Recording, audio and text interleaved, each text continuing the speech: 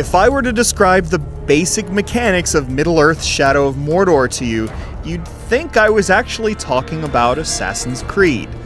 On the surface, Shadow of Mordor is Assassin's Creed set in the Lord of the Rings universe. You ascend tall structures and engage in rhythmic combat against large numbers of swordsmen. You activate a special mode of vision that allows you to identify objects and people of interest. I wouldn't call Shadow of Mordor a ripoff, but its inspirations are clear. That doesn't mean that Shadow of Mordor isn't great on its own terms, though. You hold a single button to rush up towers and leap improbable distances, and fluid animations make the locomotion feel breezy and fun. An Uruk archer may be waiting atop that tower, but no matter. Another button allows you to stab him from below. Or you could always sneak up from behind and sink your hidden blade, I mean your totally unhidden dagger, into his stinking flesh. Shadow of Mordor shares some of the camera and movement foibles that can make Assassin's Creed irritating, but it also greatly refines and improves other aspects of that formula. Combat, for instance, has a similar kind of flow, but it's more challenging than you might be used to. Hordes of Uruk-hai surround you, and your experience with other games might fool you into thinking you can manage the mob, but there are times when you must simply run. To face the Uruk swarm, even when you time your counterattacks properly, is often to face your own demise and subsequent resurrection. I'm looking forward to being a captain. Shadow of Mordor features not just one hero, but two. You are a ranger called Talion, but you are also a bitter wraith who shares Talion's body. For all purposes, Talion should be dead, but his spiritual homecoming has been delayed by this unholy union. The two's journey of discovery takes them through Mordor and a nearby region, where death and decay are a common sight. This Ranger-Wraith hybrid leads to Shadow of Mordor's slickest moments. When the Wraith's anger becomes all-consuming, Talion's face melts away to reveal the apparition underneath. Rage is a common emotion in Mordor on the part of both the Wraith and the Uruk-hai Talion and his companion face. Unfortunately, the story is too disjointed to be called one of the best Lord of the Rings tales. Gollum is as disquieting a presence as ever, but for every recognizable character there is a less established one. The game's main villains appear before they're even properly introduced.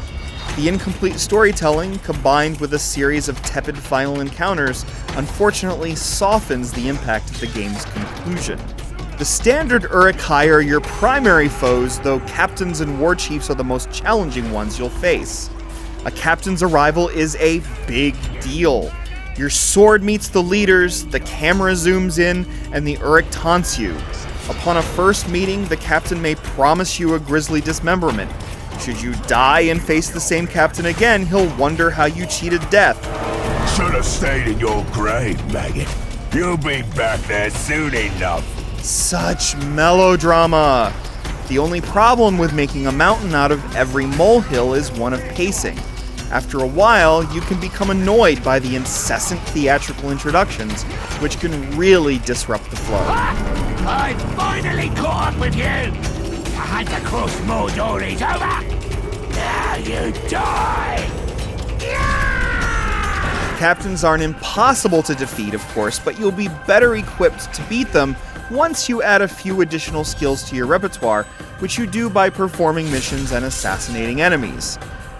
Your greatest tool isn't your blade, though, or your ghostly bow, but the Uruk-hai themselves.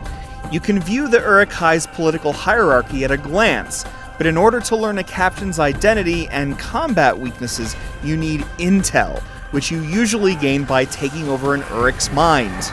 Again, overthrowing a captain or war chief is not always a walk in the park, so knowing that your enemy is invulnerable to stealth kills makes all the difference. You can even instill fear in captains by shooting explosive barrels and catching them on fire, or by riding a Caragor into battle. Oh, did I not mention you can mount a four-legged beast and command it to feast on Uruk entrails? Well, you can, and it's awesome. Shadow of Mordor's second half introduces even more ways to mess with Uruk's minds. Ultimately, you're able to command individual captains and assist them in battle as they fight their way up the pecking order. The story gives this system a purpose so that your political shenanigans don't come across as never-ending busywork, though even without narrative context, the Nemesis system is remarkably absorbing. All of these tasks are dotted across the game's 2 expansive maps, which invite you to chase one waypoint after another, murdering captains, infiltrating Uruk feasts, and collecting artifacts that unveil truths about the past. What's great about Shadow of Mordor isn't that it gives you so much to do, though, but that it finds a way to be unique even though it's superficially so similar to another game.